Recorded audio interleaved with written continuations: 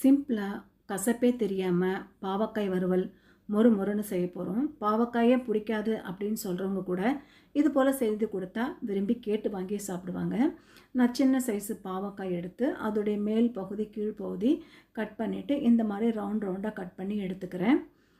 இப்போது எல்லாமே இதே மாதிரி கட் பண்ணிவிட்டு இதோடைய நடுவில் இருக்கு இல்லையா அந்த விதை பகுதி அதை கட் பண்ணி எடுத்துடலாம். இந்த விதை பகுதி நம்ம கட் பண்ணி எடுத்துட்டா கசப்பு கம்மியாக இருக்கும். இந்த மாதிரி ரவுண்டாக கட் பண்ணி எடுத்துக்கணும். நம்ம கையில் கூட இந்த மாதிரி கட் பண்ணிக்கலாம்.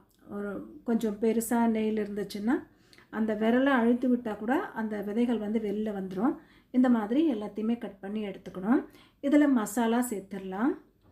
நான் சால்ட்டு ஒரு 1/2 டீஸ்பூன் அளவுக்கு நான் சால்ட்டு சேர்த்துருக்கேன். சால்ட்டு சேர்த்துட்டு தண்ணி போட்டு ஊற வச்சிடலாம். ஒரு 10 நிமிஷம் ஊறட்டும். ஃபில்ட்ரு பண்ணிவிட்டு ஒரு பவுலில் சேர்த்துக்கலாம்.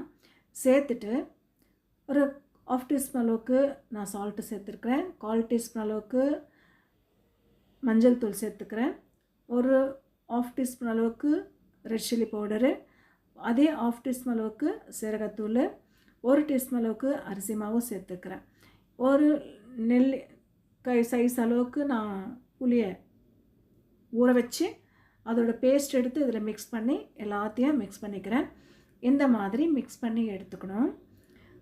இப்போது ஒரு பேனில் ஆயில் விட்டுட்டு ஆயில் சூடானதுமே மீடியம் ஃப்ளேமில் வச்சு குக் பண்ணிக்கணும். ஒரு பக்கம் வெந்ததுக்கப்புறமா இன்னொரு பக்கம் திருப்பி விடலாம். முதல்ல வேக வைக்கும் பொழுது ஒரு 3 மினிட்ஸ் ஆகும்.